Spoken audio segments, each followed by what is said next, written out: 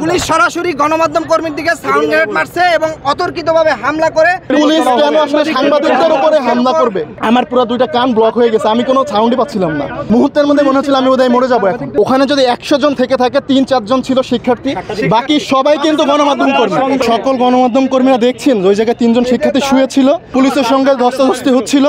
ওই জায়গায় আমি জাস্ট সংবাদটা সংগ্রহের চেষ্টা করছিলাম। একেবারে আমার পাশে আপনারা দেখতে পাচ্ছেন এখানে আমার পুরো শরীর পুড়ে গেছে, এখানে জ্বলতেছে।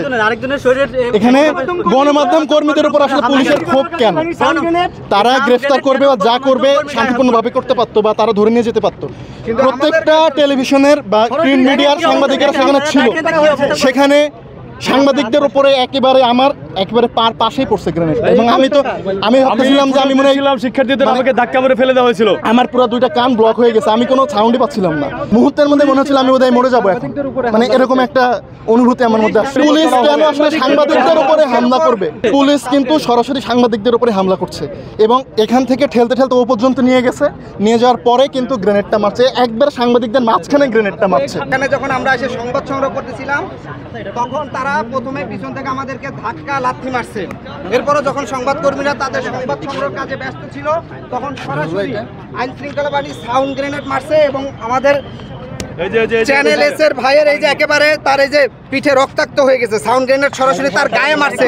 এই যে দেখেন সাউন্ড গ্রেনেড মারছে, আমাদেরকে পিছন থেকে লাথি মারছে এবং হচ্ছে অতর্কিতভাবে হামলা করে। আমরা তখন আন্দোলনকারী না, আমরা গণমাধ্যম কর্মী।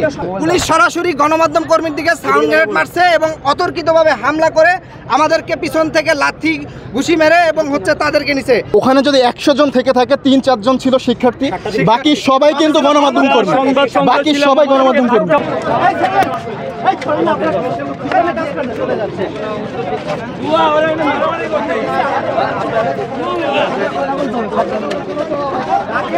আপনি বলেন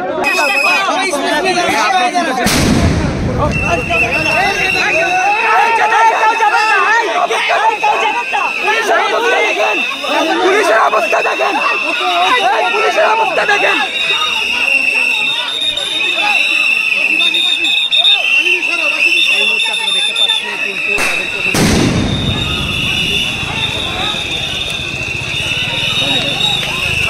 এখানে তো একটু আপনি একটু কাইন্ডলি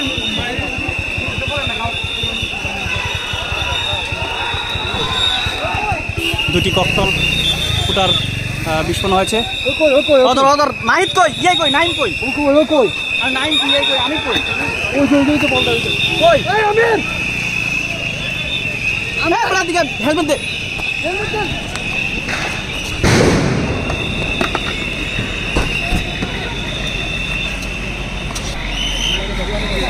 সাথে করছো হ্যাঁ করছো মনে হয়।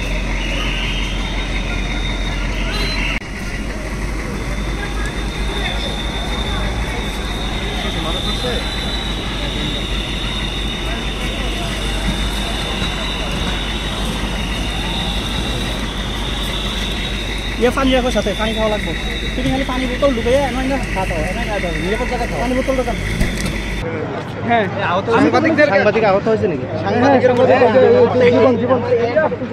গণমাধ্যম কর্মীরা রয়েছেন রাজধানীর এই টিএসসিতে আপনারা দেখতে পাচ্ছেন এর মধ্যেই কিন্তু সাউন্ড গ্রেনেড করেছে আইনশৃঙ্খলা বাহিনীর সদস্যরা রয়েছেন কয়েকজনকে গ্রেপ্তার করে নিয়ে যাওয়া হয়েছে।